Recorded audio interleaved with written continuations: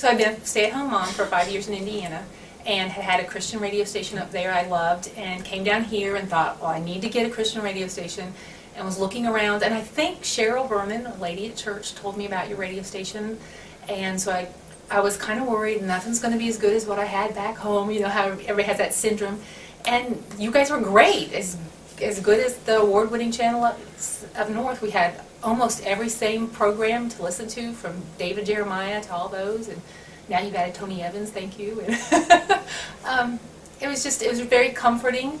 I grew up without a strong Christian influence, and I had noticed in myself from those 5 years as a stay-at-home mom that listening to Christian radio sort of let me steep in the Word like a tea bag, and I needed it. I wasn't mature. I didn't know how to be mature. I didn't have that background, and so having Christian radio all day long was just what I needed. When I listened to Nancy Lee DeMoss or Elizabeth Elliot, and they said a Christian wife behaves this way, and I would be like grumble, grumble, grumble, but by the end of the week I'd be going, yeah, yeah. And I just liked having something there, so when the babies were crying, I still had Christian radio. I didn't have to open my Bible. Somebody was opening it for me. I know that's not perfect, but when the kids are little, you take less than perfect, and having something was better than nothing, and I loved it. You know, one of the things that really was encouraging to me, I was at work all day. I couldn't easily listen to the radio. I couldn't hear what Robin was hearing. But I would come home and she'd be so excited, and she would share the stories of, you know, the sermons that she had listened to, and sometimes she would say, I'm so frustrated, I can't believe what they said. And then you could watch God's Spirit work over time, and she'd begin to soften, and she'd say, oh, now I understand. So it was very interesting to watch her progression over the years, because she got an advanced education in religion, philosophy, and all these different subjects that were so meaningful, being a mom, being a wife, and all that then translated in a relationship, as well as in our life together as we raise the kids, as we set the tone for our household. Yeah. And it was great to be able to set the tone. We knew that we didn't want our kids sitting down on Saturday morning and doing nothing. We're very strong into, we all participate, we all work together, and it was like, well, cartoons, you know, we grew up with cartoons. You sit there like a lump on a log until noon and don't do anything. It was like Christian radio. Saturday morning stuff for the kids. They could get up and take out the trash and fold the laundry and sweep and still listen and be entertained. Recently, one of the kids told me, and I didn't know, that they would be frustrated about going up and down the stairs because you couldn't hear the radio. So they would wait for a break in the program to run upstairs to do chores upstairs, and then break in the program to run downstairs to do, you know, chores. And I mean, they spent their whole life listening to WMVV on Saturday mornings. I started listening to NewLife FM back when NewLife FM first came on the air.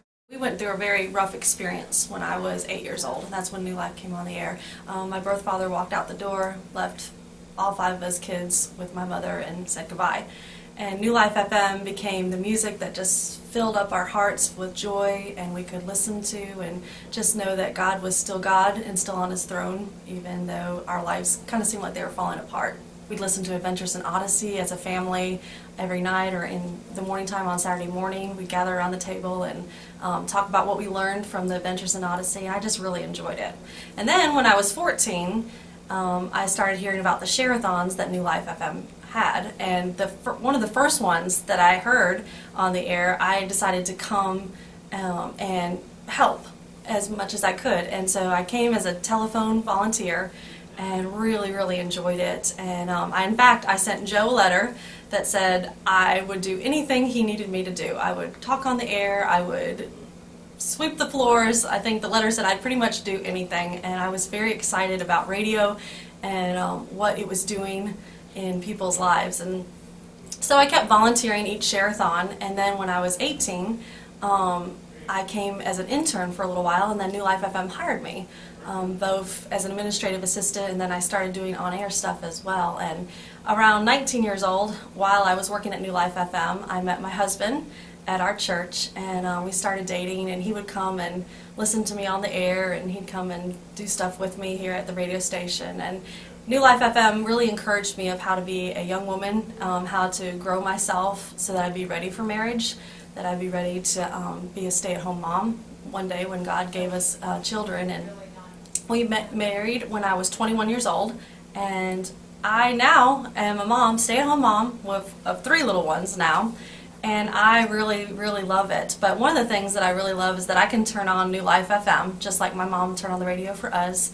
I can turn it on for my little ones, and I can say, hey, here's the same good teaching, the same good preaching, and the music that invest in their life. And I really believe that whether you turn it on and it's just in the air, they're just listening to it as they play, as they talk to me, I believe that it's going into their soul and that it's teaching them, it's encouraging them, and that as they grow older, they'll be able to say, hey, my mom turned on NewLife FM, and maybe they'll be able to teach their kids the same things.